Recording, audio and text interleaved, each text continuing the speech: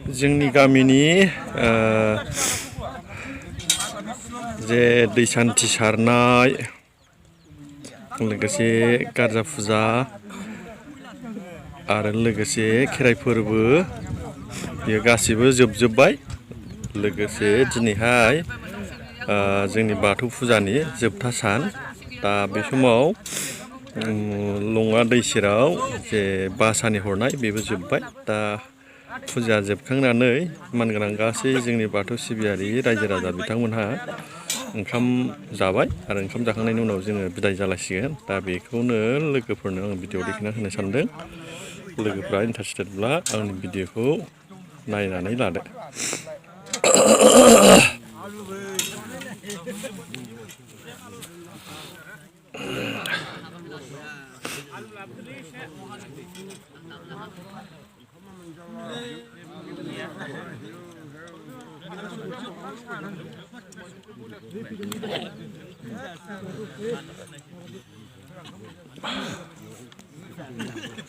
ओंखाम जादों बयबो, बेखौनो भिडिअ'आव लोगोफोरनो देखायना होबाय।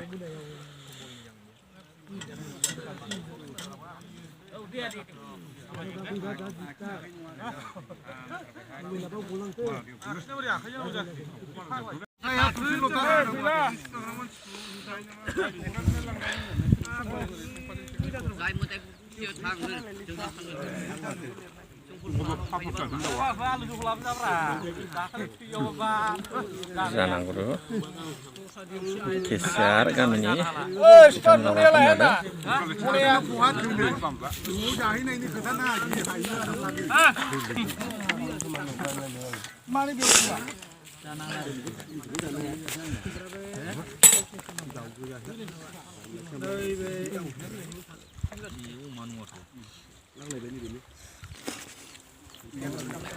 मांसा खिन्थाहरदो बानायसो। गोथाव ना? गोथाव। औ भिडिअ लाबाय आं गासिखौबो बयखौबो सोरगिदिं लानोसै। देनां देखायनांगौ होनबा मेम'रि। औ औ औ लाजोबखागोन, लागासिनो दं।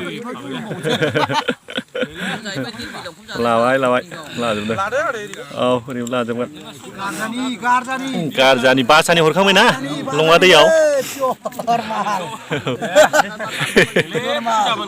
औ फुजानि ओंखाम जादों।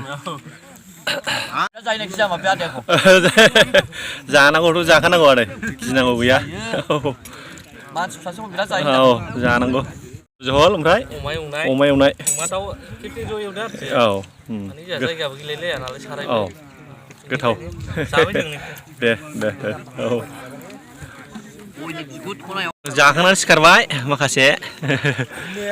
औ नै आदायाबो आखाइ सुदों। जागासिनो दं नै जाखांथ'।